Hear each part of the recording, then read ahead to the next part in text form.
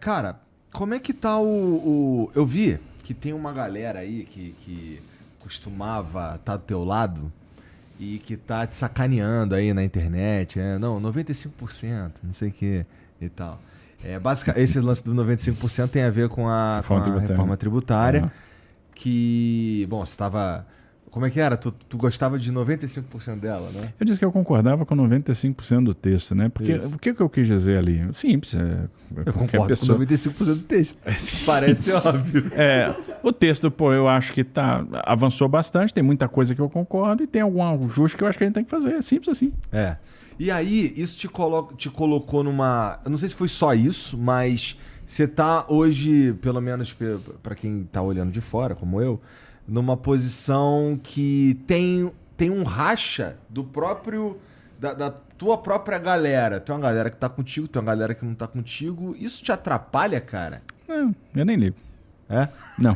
Não dou a mínima, pra falar a verdade. Não, porque é o seguinte, assim, às vezes são meia dúzia de caras que são extremamente barulhentos, mas é meia dúzia de caras. E caras, às vezes, que não entendem, assim, o que a gente está fazendo. Cara, eu tô aqui como governador do estado de São Paulo. Eu tenho que defender o interesse do estado de São Paulo. Quando você pensa em reforma tributária, a reforma tributária é boa para São Paulo. São Paulo ganha com a reforma tributária. As empresas de São Paulo ganham com a reforma tributária, porque ao longo dos anos São Paulo perdeu competitividade, perdeu empresa, perdeu negócio em função da guerra tributária, da guerra fiscal. Essa guerra prejudicou muito o Estado. São Paulo perde por ano quase entre 10 e 15 bi de crédito ficto, de crédito otorgado. Então, e aí você cria algumas anomalias, que é você ter a instalação de empresas longe do mercado consumidor, longe do mercado que produz o insumo longe daquelas empresas que produzem insumo para abastecer a produção, em outras regiões que não tem nada a ver. Você pensa, por que essa empresa está aqui? Não faz sentido nenhum. Ela está longe de quem fornece equipamento para ela está longe de quem fornece a peça para ela e ela está longe de quem consome o produto dela.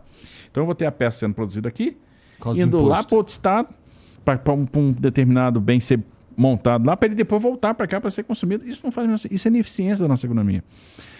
É imposto. É porque o ICMS aqui é 17 e lá é 2. E aí você não consegue competir. Quando você tiver uma uniformização de alíquota, isso está resolvido. Sem falar que você precisa de um sistema tributário mais simples. Essa reforma tributária é um produto acabado? Não é. É a reforma perfeita? Não é. Mas agora, para quem... eu não entendo nada de política, estou há pouco tempo nesse negócio, entrei meio por acaso. Mas, assim, é uma coisa que já deu para sacar. Qual é o melhor projeto do mundo? É o projeto aprovado. O melhor projeto é o projeto possível. Então é o seguinte, vai passar? Vai. Então deixa eu contribuir aqui para melhorar onde é possível. Outra coisa, esse negócio vai beneficiar o meu estado, o estado que eu estou representando, porque se a indústria de São Paulo chega, isso aqui é bom para mim. Se o setor de serviços chega, esse ajuste aqui me atendeu. Se o supermercado chegar, fizeram esse ajuste, zeraram a alíquota do ICMS, zeraram a alíquota do IBS da cesta básica, me atendeu. Setor de educação, não, eu fui atendido porque eu entrei na alíquota reduzida. O setor de transporte, não, eu estou na alíquota reduzida, né, e tal. Opa, tá todo mundo tranquilo? Tá confortável? Então, assim, a gente fez na Secretaria de Fazenda aqui várias simulações para entender a dinâmica, como é que esse negócio vai funcionar, que a gente vem estudando. E às vezes as pessoas são levadas a se manifestar pela opinião, assim, que o cara ouviu falar que é ruim. É ruim só porque é o lado Y que está propondo, e nem é, na verdade. Nem é. E nem é. Nasceu com a gente.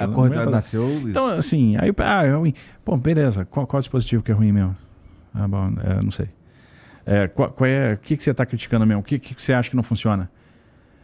Não, mas isso aí vai aumentar os preços dos alimentos. Não, mas a cesta básica está zerada. É. Não, mas, isso aqui vai ficar mais caro. Não, mas a indústria está tendo uma redução de alíquota pela metade, praticamente. Está pagando 40%, vai pagar 20 e pouco. É? Mas eu acho que isso aqui... Não, isso aqui está resolvido. Isso aqui está na alíquota reduzida. Ficou na alíquota reduzida? Ficou. Eu não sabia. Quantos dispositivos você... Não li. Assim, quantas simulações você fez? Você estudou esse negócio? Não. Você viu o texto, pelo menos? Não. Você pegou? Não. Porra. É isso que acontece, porra. Como é que são feitas? Como é que essas simulações que você está falando que foram feitas lá? Como é que é? Junto uma galera. A Secretaria de Fazenda começa a simular o seguinte: você tem uma base, né? Você tem uma base tributária, a gente acompanha a arrecadação todos os dias. Então eu sei quanto é que eu arrecado por natureza de atividade. E eu vejo o seguinte: quando sair o ICMS, virar a chave, entrou o IBS, como é que isso vai ficar? Período de transição de receita, como é que vai funcionar? Né? Porque aí eu tenho uma fotografia de 24 a 28 e uma entrada gradual da receita de IBS. Né? Então tem um percentual que é essa fotografia e a entrada paulatina do IBS. Então como é que isso vai funcionar? E aí a gente vai simulando. Quanto é que vai ser a entrada de... Quanto é que é a minha arrecadação hoje? Quanto é que vai ficar a arrecadação amanhã? Isso, às vezes, sem ter a capacidade de ver o seguinte, do que só... que a gente deixa de perder com crédito otorgado, etc. Sem às vezes, aprofundar na desmobilização de empresas de outros lugares que virão para cá, porque você tem aqui infraestrutura, você tem aqui mão de obra, e às vezes as empresas não estão aqui por causa da diferença de alíquota do ICMS. São indústrias farmacêuticas que estão em São Paulo e tem planta em outros estados que o cara vai parar e pensar assim, pô, mas por que eu tenho essa planta nesse outro estado aqui? Não, deixa eu voltar para São Paulo. Né? Algumas anomalias que você criou em regiões de fronteira. Não, peraí, eu não preciso mais desse CD aqui, desse centro de distribuição, eu vou voltar para São Paulo. E por aí vai. Então, estamos falando de uma parada que entra que se torna real de 2033. Verdade. Pois é, daqui a 10 anos, né? A virada de chave mesmo, 2033. Então, assim... Ou seja, o que eu quero dizer com isso? Não é você que vai se beneficiar, não é o Lula que vai se beneficiar, não é... sei lá, é a gente, daqui a 10 anos. Né? Porque assim, você cria uma expectativa positiva para a economia, de certa forma a gente deixa de perder negócio, porque o cara que às vezes está pensando em sair daqui por causa de uma alíquota, ele diz, pô, mas se eu fizer esse investimento para mudar, e 33 tem a virada de chave, a alíquota passa a ficar a mesma, eu já não amortizo meu capital, então já não vou sair, eu vou ficar por aqui mesmo. Eu estou tentando tomar minha decisão de investimento, eu vou investir aqui no estado de São Paulo porque vai ter essa virada de chave e aquela diferença de alíquota já não vai compensar. Né? Eu não amortizo o investimento que eu quero fazer nesse intervalo de tempo. Então, a reforma para São Paulo ela é benéfica. Então, isso foi bastante ensaiado, bastante simulado. Algumas questões no texto foram... nós fomos atendidos, nós fomos contemplados. Vai ter agora uma discussão do Senado. O Senado vai, obviamente, querer fazer os aperfeiçoamentos, né, que julga necessário. E vai fazer os aperfeiçoamentos, aquilo vai voltar depois para a Câmara, vai ser discutido de novo. Aí, depois que estiver pronto, ainda vai levar alguns anos para começar a entrar, então ainda vai ter um tempo para o pessoal... Pô, mas aquilo que a gente aprovou não tá legal ainda, dá tempo de mexer e tal. Então, acho que tem muita água para passar embaixo da ponte. Tu falou que o estado de São Paulo foi atendido em algumas coisas ali. O que exatamente você está falando? Não, como é que foi feita essa articulação? Na verdade, assim, veja, é uma mudança muito severa, dá um certo... O que a gente viu? Como é que vai funcionar esse mecanismo de arrecadação, por exemplo? Porque a partir do momento... Se pensou num Conselho Federativo com uma conta centralizadora de todas as operações. Quando isso foi pensado, estava se pensando no IVA que era centralizado, um IVA só, ou seja, a substituição de tributos federais e estaduais e municipais num único imposto. Essa visão caiu, evoluiu para o IVA dual, então você tem um CBS que vai congregar os tributos federais, PIS, COFINS e IPI, e você tem o IBS que vai juntar a base do ICMS e ISS. E aí são dois impostos. São dois impostos. Né? O que acontece? Bom, quando você tem dois impostos, como é que isso aqui vai para onde? Isso vai para uma mesma conta. E isso causava um certo desconforto, que vai ser uma conta gerida por um Conselho Federativo. É importante que essas decisões... Primeiro, esse Conselho Federativo tem que ter um regramento muito, muito balizado. Por quê? Ele tem que ser o gestor dessa conta. Ponto. Ele tem poder normativo? Tem. Para quê? O poder normativo para fazer as transações dessa conta. Para a gente entender o seguinte, como é que vai funcionar esse sistema de débito, de crédito, prazos, como é que vai fazer com o resíduo tributário. Então é sobre esse assunto que o Conselho Federativo tem que cuidar e não de outras coisas. O Conselho Federativo não pode substituir o Congresso e o Conselho Federativo não pode substituir os entes da federação, não pode substituir os estados, não pode substituir os municípios.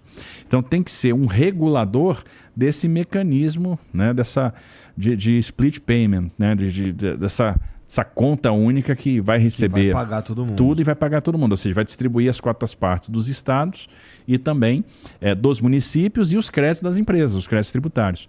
Qual é o interesse da empresa? Por que a empresa queria uma conta? As empresas querem uma conta centralizada. Porque eles têm a esperança que com essa conta centralizada os créditos vão acontecer com mais velocidade. A coisa não é tão florida assim. Né? Nos países isso às vezes leva alguns meses para você tem que ter um período de fechamento de conta, né, para fazer esses arranjos de débito e crédito. Mas, de qualquer maneira, vai funcionar melhor do que funciona hoje, que às vezes os créditos tributários ficam retidos durante muito tempo. Você tem um absurdo aqui, e a gente vai mudar isso aqui em São Paulo agora, né, porque a gente está propondo uma modernização dessa relação fisco-contribuinte, que o cara tem um débito tributário, ele tem um crédito tributário, ele não pode usar o crédito tributário dele para quitar o débito tributário. É uma loucura, não faz o menor sentido. Então, essa conta tem essa finalidade. Mas a gente, bom, como é que vai ser a gestão dessa conta? Primeiro, ela tem que ter esse escopo muito bem definido. Segundo, a gente tem que ter representatividade, ou seja, camadas de veto. A maioria absoluta dos estados é uma camada de veto. O recorte populacional é uma camada de veto. A maioria dos municípios é uma camada de veto. Ou seja, tem 3 camadas de veto. Isso significa o quê? Eu estou forçando uma convergência. Significa que todo mundo vai estar confortável. Não tem aquele negócio, eu vou decidir um negócio que vai ser bom para este grupo e eu vou desprezar os demais. Por uma maioria numérica simples. Não, eu tenho 3 camadas para garantir que, de certa forma, a gente força um consenso. Né? Então, decisões que é muito sensível. A administração dessa conta é um negócio super sensível. O conselho não é um negócio tão importante assim, tá? Porque é só para fazer a gestão dessa conta. Não vai tomar decisões que cabem ao Congresso Nacional tomar ou que cabem aos estados tomar, não vai ferir a autonomia dos entes. Mas até para gerir essa conta, ela tem que haver esse consenso, esse acerto. E as camadas de veto que ficaram lá garantem isso. Então dá uma tranquilidade para todo mundo. Quem participa desse conselho aí? São os estados. É uma representação dos estados, né? Então cada estado vai ter um representante e você tem uma representação também dos municípios. Né? Você vai ter lá 27 representantes dos municípios. Então você tem uma representação dos estados, né, e uma representação dos municípios. Agora, a apuração de voto, você tem esses 3 recortes. Isso aí para tomar decisões sobre o funcionamento da conta. Essa é uma das questões que foi discutida lá, né? Mas tem várias. A questão do transporte intermetropolitano tem entrado na alíquota reduzida. Isso é importante para o nosso trem intercidades aqui, Campinas, São Paulo.